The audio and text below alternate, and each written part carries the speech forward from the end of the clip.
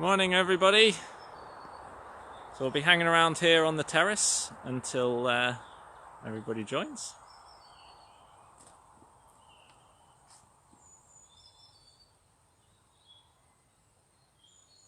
In for a bit of a treat today with everything we've got lined up here. See, everyone's there joining now. Let us know where you're watching in from, and all the regular viewers, check on in with us. Let us know who's on in the comments. A little caveat today is that there's going to be a lot of questions, I'm sure, about what's this, what's that. We'll do our best, and we don't want to just spend the whole time walking around the gardens just reading off names. I think it's a good chance for us to discuss. So for everyone who's just joining, it's Ranger Toby here, and I've got Johnny Finnegan, who is the senior garden here. Morning everyone. So we are going to take a lovely stroll, and a long overdue stroll, and I think we're really lucky to be able to do this today because it's taken a little bit of convincing to bring Johnny along with us. So make sure you make him feel welcome. And what we'll do is we'll kick off just looking on the terrace here in a moment once everybody's got rolling. And do pick out a few questions. And again, I know there's going to be a lot of questions today. We'll do our best to answer some of them while we get them. Inevitably, we're going to miss a few of them on the comments. And we'll try and answer them afterwards. But yeah, so it's great to see all your regulars joining. I'm going to have so many comments to go through here. We'll give a few shout outs here. Julia, good morning. Leslie, good morning. Helen, good morning. Hazel, good morning. Margaret, Jenny, Linda, Gwen, Anne, good morning. Gillian, good morning. Jane, good morning. Elizabeth, good morning. Wynne and Aline, good morning. Alison, good morning. I've got all the regulars here. Simon, good morning. Margaret, Pamela, and Patricia, good morning. They're all saying hello to you as well, Johnny. So we'll get going here. I think it's as good a chance as any. So my left hand will be here, and Johnny's right hand might be pointing at a few things. There we go. Yeah. So obviously, as ever, we've got to maintain our social distancing and so on. But I thought it was a good chance just to kick off here on the terrace. Because we've got these beautiful wisterias in full blow here. And I was just chatting with Johnny yesterday actually, and I never realised this, but there are two particular different types of wisterias. Two main species, yeah. There's Sinensis, which is from China, and Japonica, obviously from Japan. So this is the Sinensis, this is the Chinese wisteria, which has a shorter raceme of flowers. So yeah, two different types. Yeah, which is fascinating because I've got a big wisteria growing under my carport that I've been training up, and its flower stems are, well, if you look at that one, it's about the length of my hand there. It would be, the flower stems on the Japonica would be probably double that. They can be almost 3 feet in some varieties. There's hundreds of different varieties. Obviously the Japanese are very into breeding them, so they've all got unpronounceable names. I think a lot of the Latin names in general are quite unpronounceable. Well, that's true too. Yeah, so obviously I use Latin as well in a lot of my species ID and everything. So for the likes of the moss, the bugs and the beasties and so on, it is the common language. It's the same, just the same for plants. It does work, and the funny thing is we have students come from all over the world, and even if they can't speak English, we can still talk plants, and it's interesting. Yeah, it's very useful. So if anyone always wonders, oh, I don't know about all those Latin names, it's okay, but it's that one Latin name for that one plant, whereas a lot of plants can have 10 to 20 names. Common names are a bit misleading because they change from one part of the country to the other, whereas Latin names are universally recognised. So yeah, they're hard to get your head around, but once you start to learn a few, you'll quickly pick up patterns, and you'll see repeated parts of the name will be repeated, and it does get easier as time goes on. So, speaking of which, here's one I do know, Berberis darwini. Yeah, there we go. That's the one. So just actually going over its flower now, but considering I'm not a huge fan of non-native plants, yeah. Well, but these guys are actually pretty good for a lot of the insects. They're very common, and my parents used to have one at the bottom of their garden, and I always hated it because it was always there. But the same with Grisulinia hedges, I hate them too. They serve a purpose, they though. serve a purpose, Yeah. That's the thing. As Grisulinia, you've probably heard me in past live streams and the other clips, it's a real problem within the woodlands here, just like the Rhododendron ponticum is. And yeah, it can present just a few challenges with sort of outcompeting things. It makes life interesting, doesn't it? If there's a problem, if everything was easy, it was too simple. So what's this one then? This is a climbing rose, and this is Rosa Banksii, named after Joseph Banks. They are not tender, but slightly tender. You'll often there's one in Botanic Gardens actually in Belfast, which is under glass. So normally they would see them in conservatories or greenhouses, but we can get away with it here. It grows outside and flowers quite happily. That's probably a good point, Johnny, because although we've got lots of regulars who all know Mount Stuart very well, but for those people who don't know Mount Stuart and the local conditions here, why can we grow what we can grow here? It was a number of reasons that sort of come together to make it a really unique microclimate, and we're almost on a par with Devon and Cornwall, just in this particular part of the garden. The reason for that is because we're so close to the sea. So just, I mean, you can hear the traffic, and just beyond that road is the sea, so we're virtually a stone's throw from it. And then 5 miles in the other direction is the Irish Sea.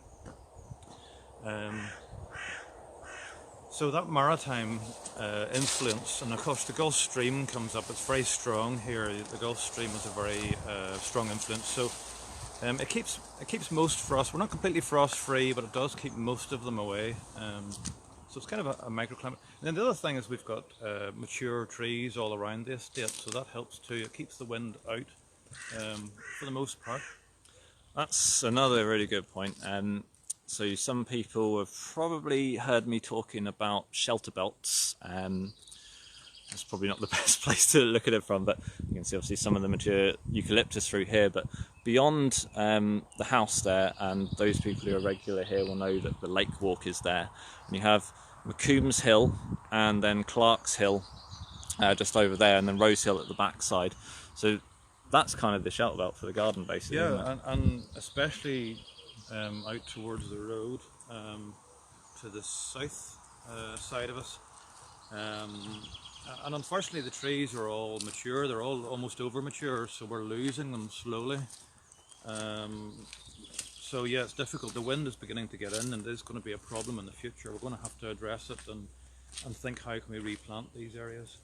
Yeah, and it's a whole combination of things. There's been a long period of time here at Mount Stuart where there hasn't been active woodland management. Invasive species have got away at ground level, and of course the natural regeneration of that woodland has been pretty few and far between. But that's an interesting journey we're going to go on here over the next few years, and I know you guys have been looking quite closely at what you plant, not just because of that and the collection side of things, but also managing for climate change. Yeah, well, the sea at some point is probably going to make its way into the garden, so yeah, it's going to be difficult, but hopefully a long way off yet. That's it. Well, I certainly feel those changes, so the extreme weather events from one day to the next. It's getting more storms and more windy weather.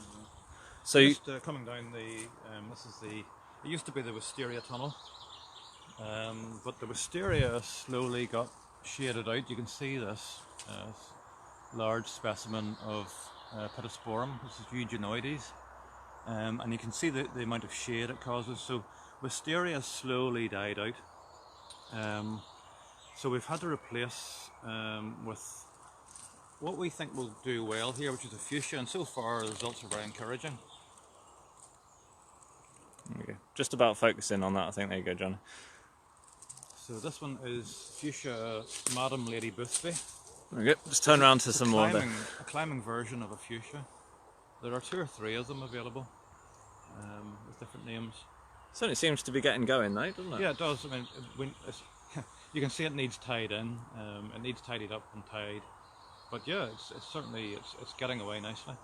These segues are working fantastic today, Johnny. We were worried that it wouldn't flow very well, but already I think we're on quite a nice flow here, because that nicely segues into the fact that you're the only active gardener here at the moment with the current furlough and conditions. At the moment, yes. Yeah, so for those of you out there that are thinking your gardens at home are too much to handle, can you imagine handling the entire Mount Stuart garden with just yourself? It's been an interesting time to say the least. You've seen videos of Tim, who's our propagator, so that's a full-time job in itself, looking after the nursery unit. So it's just Johnny and Tim covering the gardens at the moment. I come in and help out with a few bits and bobs. So I've been doing the tree safety management checks this last couple of days, and of course all the wider stuff around the domain, along with George, who you'll hear from next week actually. So next week's live stream is all about farming and farming for nature. Little promotion there, we'll talk about it at the end of the day. Anyway, we're talking about gardens here now. So we are in the Mary Garden. Mary Garden, yeah, we've kind of come in through the back, so we're not looking at Lady Mary. This is a little statue of Lady Mary as she was as a child. So the garden is kind of built around her. It's always an interesting one, because I think this is where this crossover between gardens and sort of rangering roles. There's a lot more crossover than people think. We're just talking about obviously the tree management side of things, but from an infrastructure management, you guys have still got to maintain to a certain point all the paving infrastructure and paths around the estate. It's tricky, yeah, because you don't want it to look brand new. It wouldn't be right. You want to retain the historic integrity as much as possible, but at the same time you've got people's safety to think of. We can't have trip hazards, so it's a difficult balance, I suppose. So, with only just one gardener here at the moment, yeah, you can at the weeds. Yeah, you can no, but I think this is really important to highlight. These places do not look after themselves, and the gardens really show that. If you look at one bed and look at the other bed, which has been mulched, you can see the difference in where you can see soil is effectively taken over by weeds. So you can see on this bed it's just weed. This was the job I was doing before we went into lockdown, and I had to abandon it just because there was so much else to do. That even the barrows are still there. The barrows are still sitting there, yeah. There we are. Okay, a quick question from Adele here, just because I can see it on the screen here.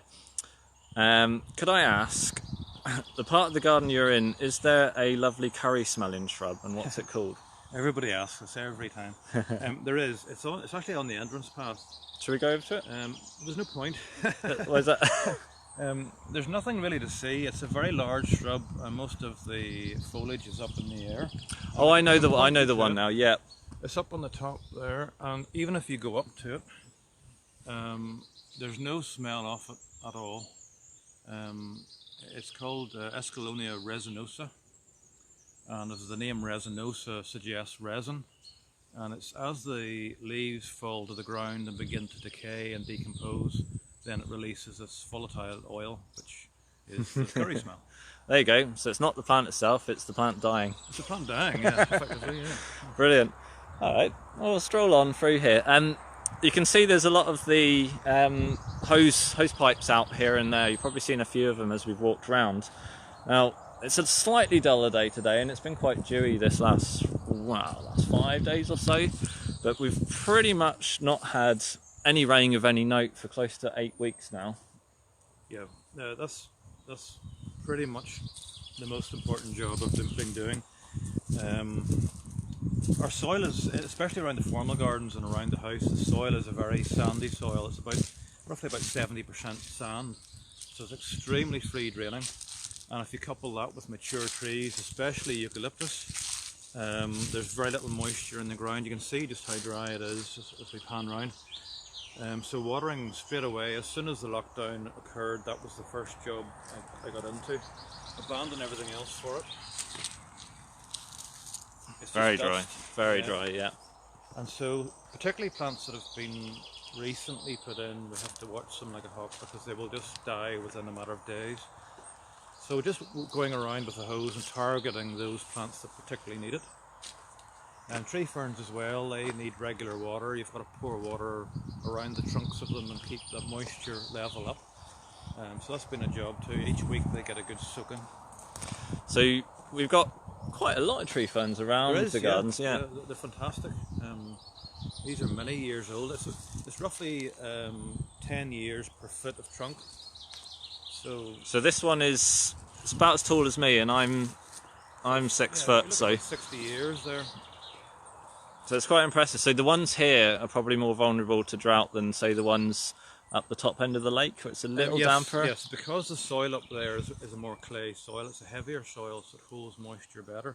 And you've got the lake effect as well, which is putting moisture into the air. Well, that's it. I was at the lake yesterday morning, and obviously you guys saw that the cygnets have hatched out. I would imagine the rest of them are probably hatched out by now, so I will get another update later this week around what they're up to, because I know everybody loves those so much. But what goes unnoticed on the lake is all the other bird species that are there. So there's teal as well. And then the other reason I need to water these particularly is these have only been in it'd be about 18 months now. These were actually moved from the lilywood because they were growing under trees and there was deep shade. So we moved them, we took a chance and we just did it, and they've responded very well. You can see the new growth. It's what, maybe 2.5 feet, 3 feet almost of new growth. It's amazing how much the little phone here, obviously doing the live stream, it's very hard to give scale. And I know Johnny doesn't want to stand by it because he doesn't. Oh, he's gonna. There we go. Here you are. Let's just wait. So just get an idea of scale. Here's Johnny. So yeah, that's one of the smaller ones that we've got down here in the garden. So you can see. So since it's moved, you can see some of the stressing on a couple of the leaves, but then you've got that fresh growth that Johnny pointed out. So it's gone through the winter and it's had a battering. We do get a bit of a wind coming through. So, and of course our winds are salt laden as well because we're so close to the sea. But they seem to be able to shrug it off, and you can see there's good vigorous growth there. So we're pleased to see that. Okay, Aileen's just commented. She's watching from Delaquin in North Southwest Australia, wow. Which is a good chance. So we've got Cordyline australis right here. You can have it back. So yeah, you can have it back apparently. They grow like weeds here. So yeah, I mean there was a really harsh winter. Was it 2010? 10 and 11, yeah, which basically rotted out a lot of the sort of the growing tips and crowns of the all over australis. the country. I mean, they do pretty much grow all over the place here, but yes, particularly in very cold areas, they died out almost completely. Yeah. In fact, our own were quite badly affected too. It knocked them back, the mature ones, and we had to saw away sections of trunk. So some of them in the centre, they're a little bit shorter than they would have been. Yeah, certainly those ones. Yeah. But there's lots of growth on them now. Again, it's so common here that it's not one of my favourite plants because we just see them everywhere. Jenny says the beard's growing well too, Johnny, as well as the plants. That's my lockdown beard. Yeah. That's great. So I think, you know, I appreciate gardens for what they are, and I think this is a really good opportunity for the two of us to sort of discuss the crossovers and everything. But when you start looking at really close into the gardens, the native stuff does do well here as well. It's not all about the sort of the non-native in the plant collection. So you've got some absolutely beautiful ferns growing out of the stonework here. They're finding their own little niche in what would normally be, say, a little rocky escarpment or an outcrop somewhere. You've even got the dandelions there too. And there's some Gristilinia lateralis there, the old New Zealand broadleaf. That also grows everywhere too. Yeah. We were also talking yesterday that you're a bit worried about, well, there's not a huge amount to show because a lot of the things that would have normally been planted into the gardens by now aren't here, but... Well, there's plenty of stuff still to see, but yes, the tender plants that we would lift and take inside each year, most of them still haven't been put out yet.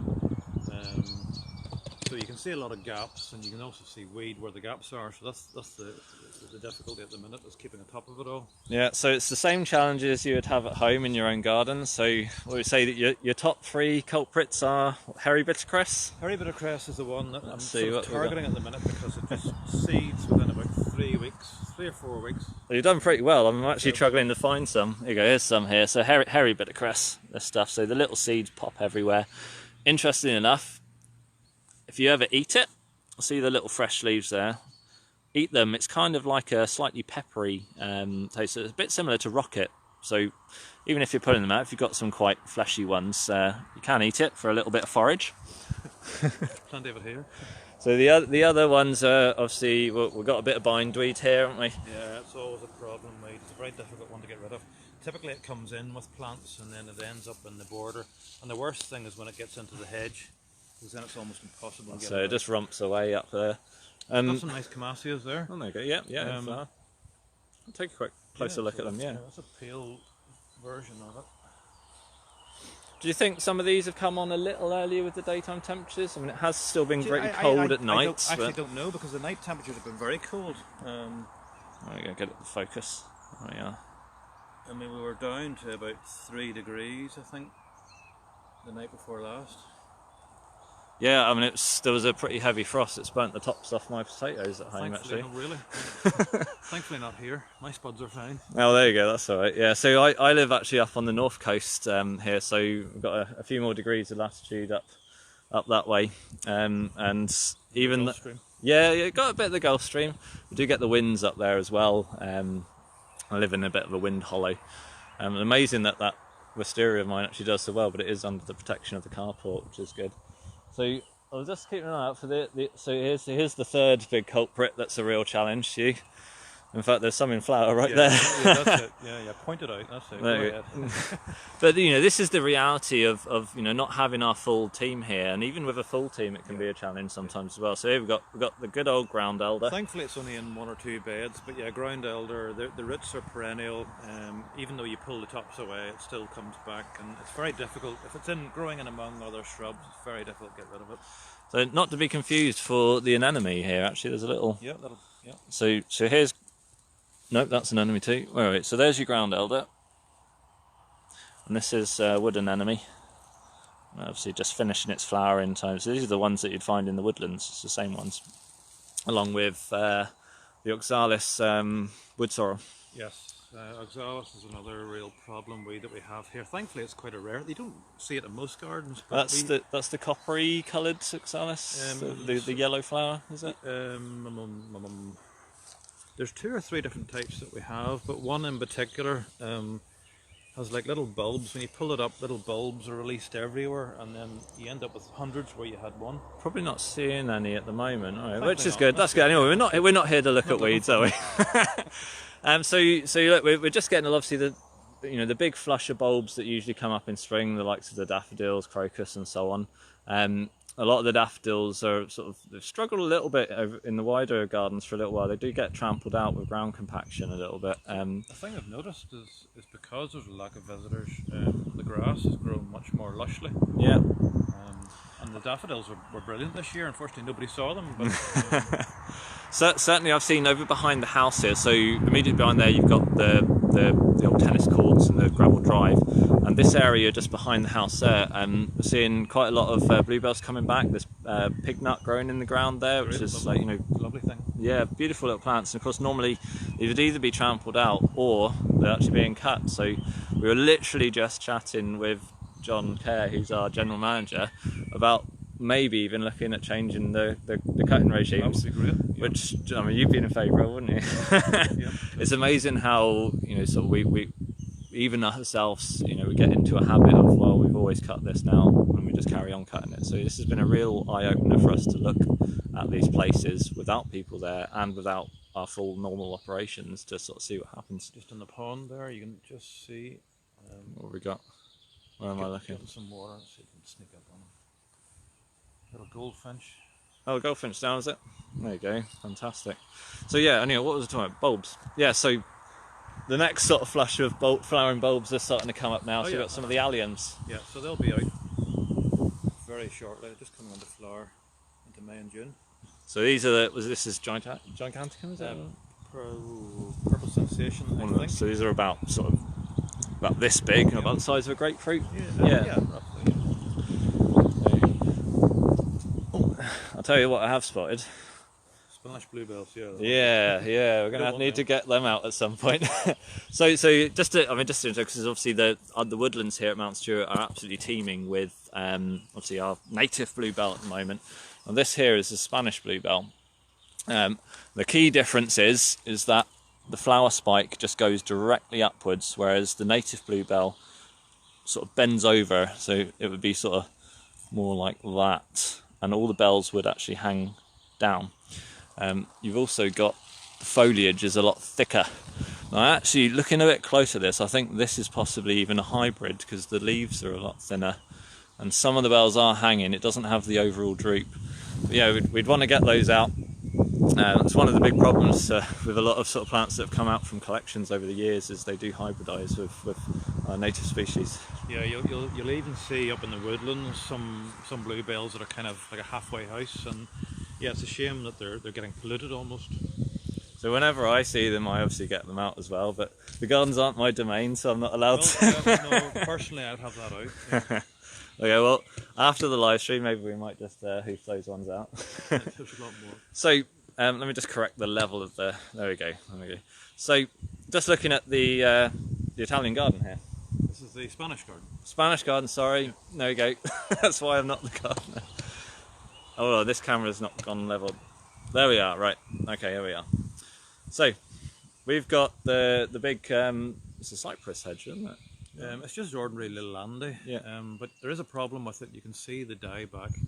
There's a fungal disease which is affecting this particular plant. But that's not the end of the world, because the Landi is a man-made hybrid. So it's kind of a scourge. I mean, they're not good hedges really. If you don't look after them, they turn into massive trees very quickly. They can grow at 6 feet a year. And so what a lot of people don't realise, of course, with conifers, most conifer species, is if you cut them back beyond the initial green growth, they don't necessarily resprout. Yeah, that's not true of all. Like yew, for example, will come back from a stump.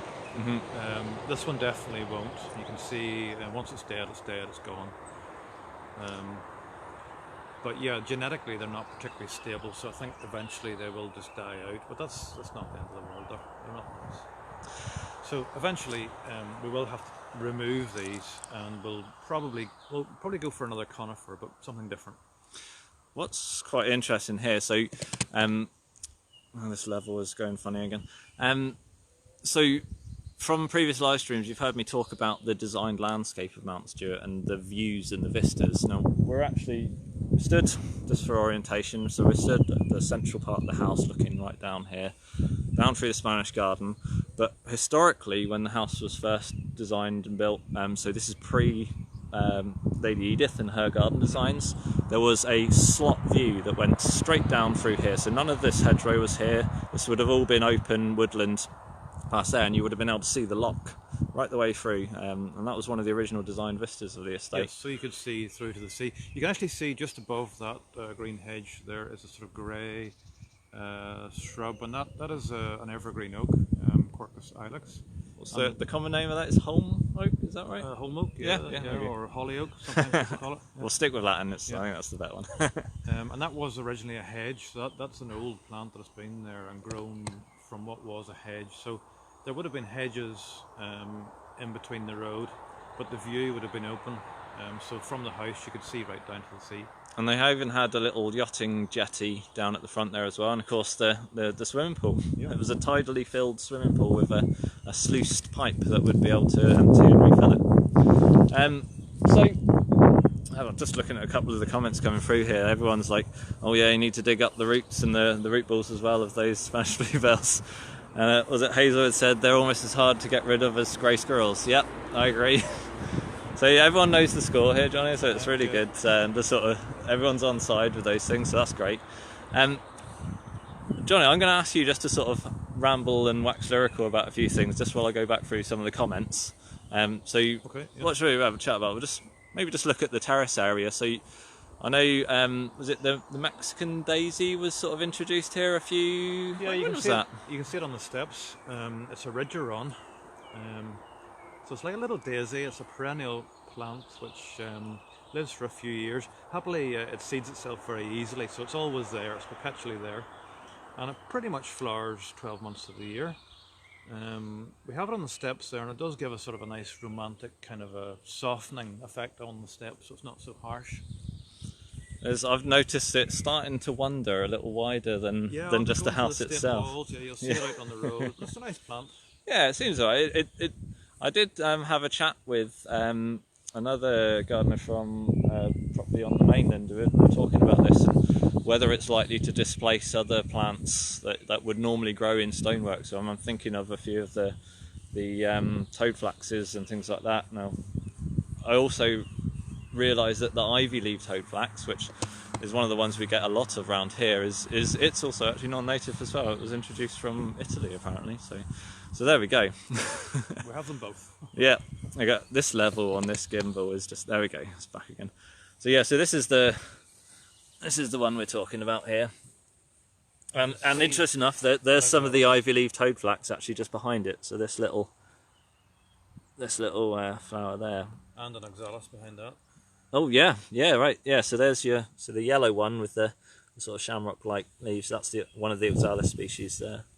And that's the problem one that we're talking about. There we go. Yes, there's quite a few different species. So the oxalis that I refer to in the woodlands is the wood sorrel one, and that's a good ancient woodland indicator as well. You can see, I can certainly appreciate the steps there with that the daisies across them. They do look good, don't they? Yeah, it does soften it down. And funny enough, we don't just let them grow completely wild. We do remove them and control them because you don't want it to just completely take over, so you can't see the steps at all. So a job that sometimes we do with volunteers is we remove about 2/3 of them and then allow the fresh plants to take over. It's a never-ending job, and that's a good point to talk about. Is obviously without our volunteer support as well at the moment. Missing them terribly, yeah. That's it. So any of the volunteers, and I know there's quite a few of you watching, we do really miss you, and we can't wait to welcome you back. And same with obviously all our visitors and our members. Thank you so much for your support. Membership makes it possible to do what we do. So thank you so much for staying with us. I know it's been difficult for some people under the current circumstances, financially wise, but hopefully we'll be able to welcome you back soon. I know a lot of you are asking, when are we opening?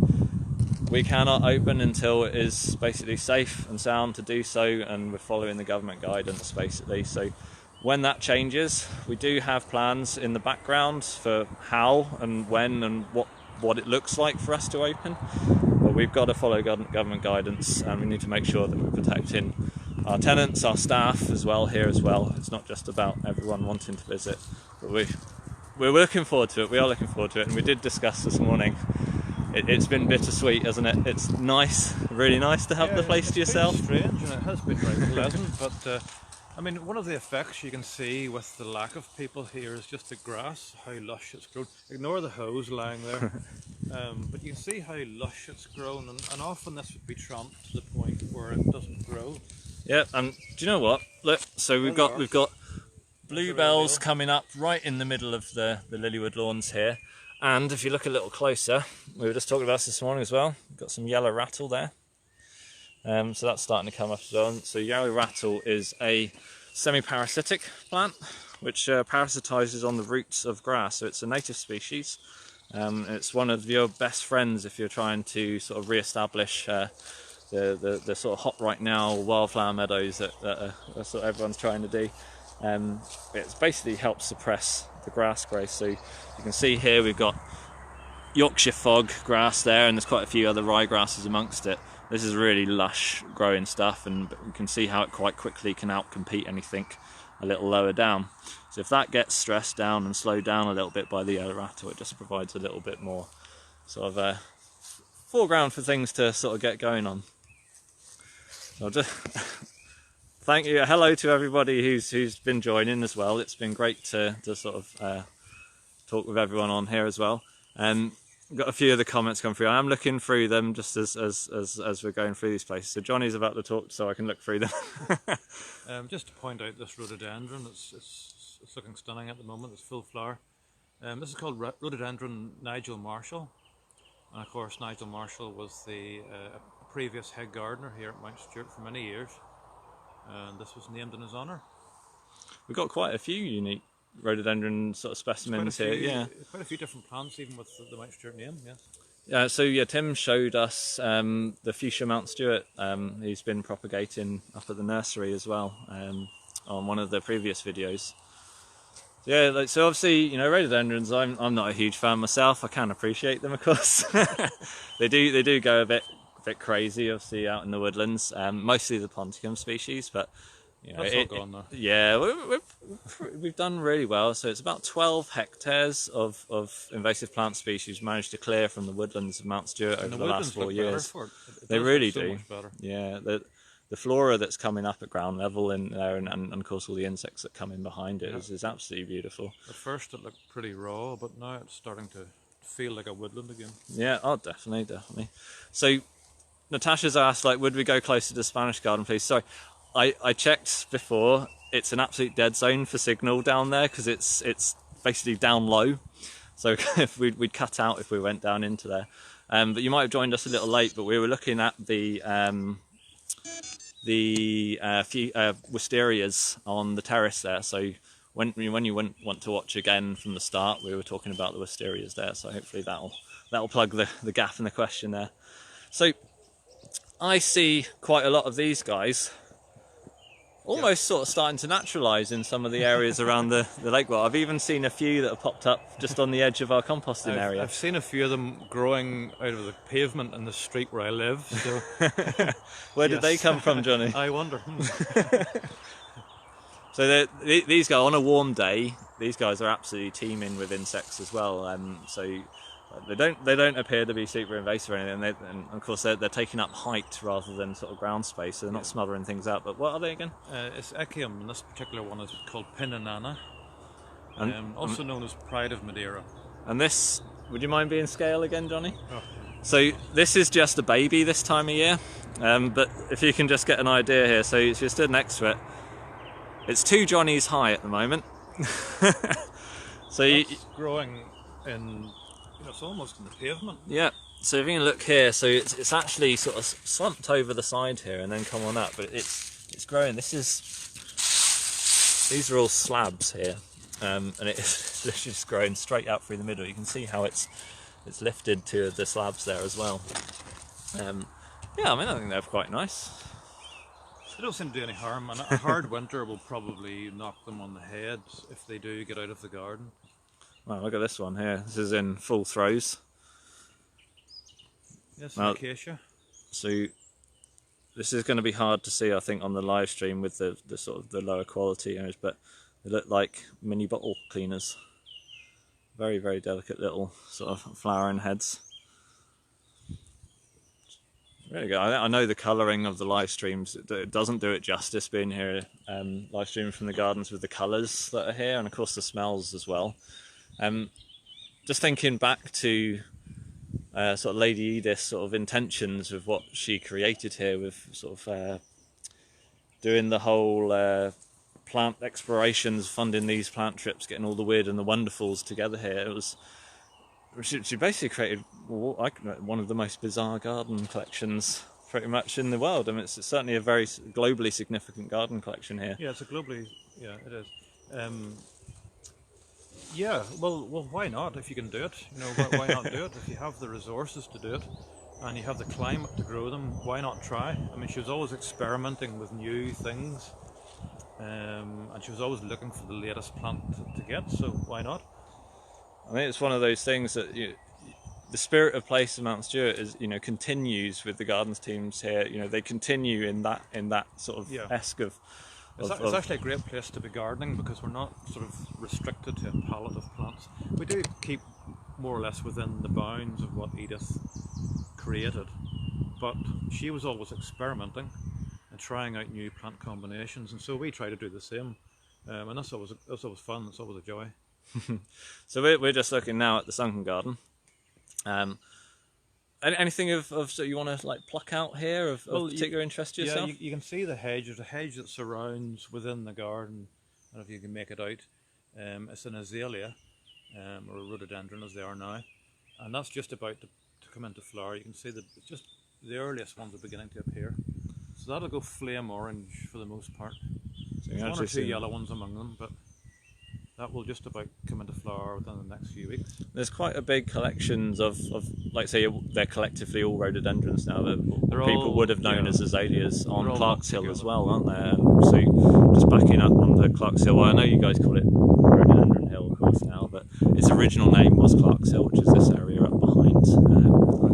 Yeah, right on round to as far as where the tree ferns are in that sung bit, and then up to the white stag.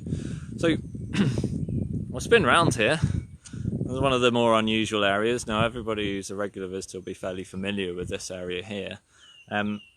I don't think we need to go much into the history and the years of all that sort of thing. I think that this is a really good opportunity for us, as the staff that work and look after Mount Stuart, to talk about some of the challenges that we face. So we talked a little bit obviously about changing weather patterns, climate shift and things like that. With that comes increasing pest and disease and viruses and bacteria that are affecting all sorts of things, and that includes our yew hedges here. Includes ourselves, I think. Yeah, includes ourselves. Yes, true. So we're in the sort of the very quite famous topiary hedges with the story that's told out there. But this particular one here, and I remember when I first started in 2015 here at Mount Stuart, I think you were just about to try and hang on to the original one that was still here, and it just wasn't happy, was it?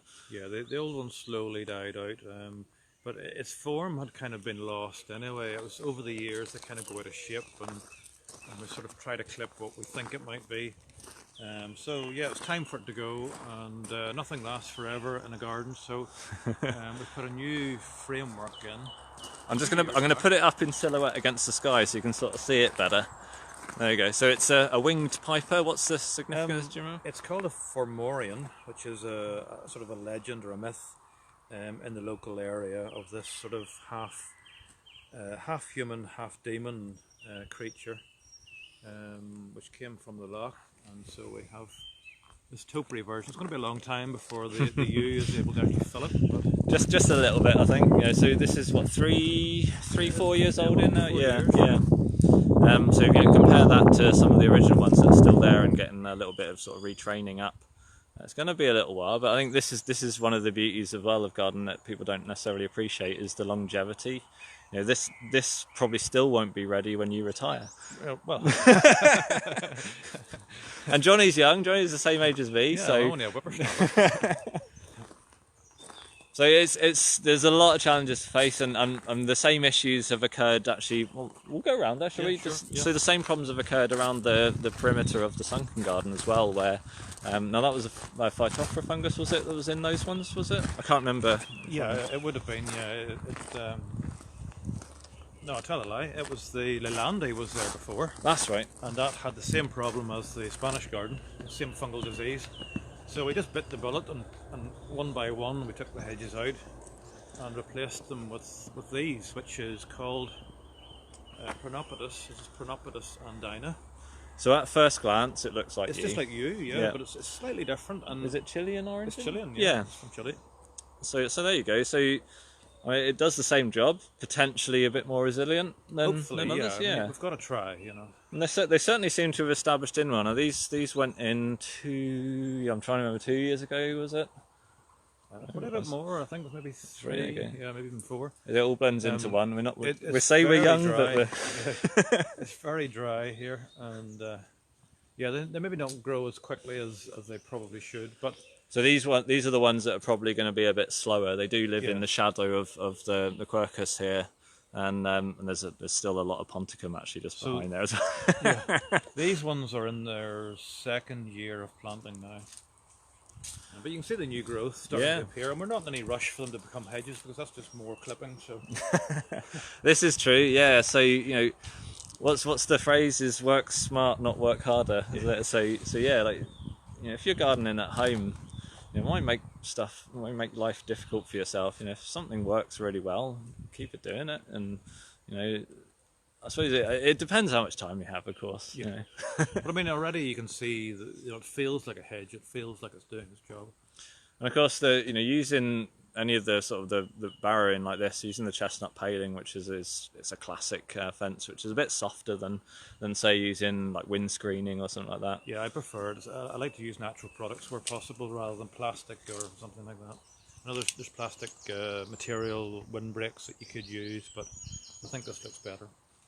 There you go. So lots of people coming. They're really enjoying the trip around the gardens today, and I know it's been long awaited. Like right from the very start when I started the live streams, like when are you going to the gardens? When are you going there? But we're here. We got it under the belt, which is great. I was just reflecting as well about the sort of the future of the live streams in general. Now we've obviously been doing these weekly because we've had a little bit of capacity outside of our essential works to be able to do this, and we thought it was important to bring Mount Stuart to you guys at home while you are stuck at home. And we were thinking it possibly might continue in some form or another in the future. I think it's a good way to sort of help connect outside. Not everybody is able to physically get here, or maybe only once a year that they're able to get here. So I think this is a really good opportunity to sort of bring aspects of the domain here at Mount Stuart right across all departments. We'll think about this in the future, how that might work. But do let us know in the comments your thoughts about what sort of thing you'd like to see, and I suppose our biggest challenge will be, well, what time do we do it? So obviously really good doing the live streams live, because we can interact there and then with your comments and your questions, whereas I suppose like if we were just doing a video and watching it back, it's not quite the same. I've certainly enjoyed doing them. And are you enjoying yourself so far, Johnny? Now that I've relaxed into it, yeah, it's fine. So I think this it's going to be an interesting time moving forward. We're starting to come out of the changes of everything that's being talked about at Stormont, and obviously in the UK government as well, and what that looks like for us as an organisation and the new normal. I'd certainly like to see. I don't want to go back to just exactly the same normal as before. We've got really good opportunities here as a nation, as a society, to move forwards into something a bit more sustainable. And speaking of which, because this nicely segues into next week's live stream, so we're just about sort of finishing up here. Next week's live stream is about agriculture and farming here at Mount Stuart. So we'll be having George Angus, who's the other ranger here at Mount Stuart. He was originally the farm manager here, on guest with me, and we're going to take a stroll through looking at what we're doing to make that difference and making farming more sustainable. And after that, I haven't set anything in the calendar yet, because we may start to be sort of getting back to some severance of operations after that, but we don't know yet. So there's going to be plenty of opportunities in the future for more content, but just like I say, do let us know what's going on and what you think about all of this, because it's been a real pleasure to do these. So we're just coming back to the start now. I did say we should have a look at these just before we finish. So we're talking about these. So this is one of the agave species. Yeah, it's of the agave family. This is Beschanaria yuccoides, and yuccoides obviously sounding like yucca. Flowers every year. It's got these lovely coral coloured flowers that come up. It gets absolutely no attention. We don't even water it or anything. It just happily grows in the toughest of conditions. And you were telling me the last time this was divided was 95? 95, yeah. So possibly due for a division soon. Maybe we might see some of those in the plant sales in the future. Oh, we got one last thing that Johnny wants to pick out here. Yeah. This is a very special plant. It's been in 2 years now. This is a climbing version of a salvia. So we'll just get a focus in on the actual flower as well, which is a really vivid red, and it's what this live stream probably won't pick out is it's covered in lots of tiny little hairs. This is Salvia gesneriifolia, it's called. And normally in cultivation, although in the wild it will grow up to 25 feet, in cultivation it usually only gets to about 5 or 6 feet high. But this one's doing... Should we have one last scale from you, John? Alright, come on. So I'm just going to take a step back here. So yeah, in cultivation it doesn't really make it much past 12? Usually get past 5 or 6 feet. Doesn't get past 5 or 6 feet. So Johnny, you are about what, 5'10"? Yeah, there you go. And it's just approaching the first floor at the moment. So it's doing pretty well. So yeah, guys, I'm really glad to be able to bring this to you guys, and we do have our jobs to crack on with, so we try and keep these streams to about an hour there, so we're just coming up to that now. Just back at the start, back of the wisteria, and I'm going to take a long sniff of this because it smells incredible. So, and I know there's a lot of questions that have come up that we haven't been able to answer yet, but I'll jump on the comments as best as possible, and anything I can't answer, I'll give Johnny a shout and I'll get the answers from him as well. So thank you so much for joining us. Yes, thank you everybody, and stay safe and look yeah, after yourselves, and hope you can all come back again very soon. Definitely. Okay, everybody, we'll see you next week.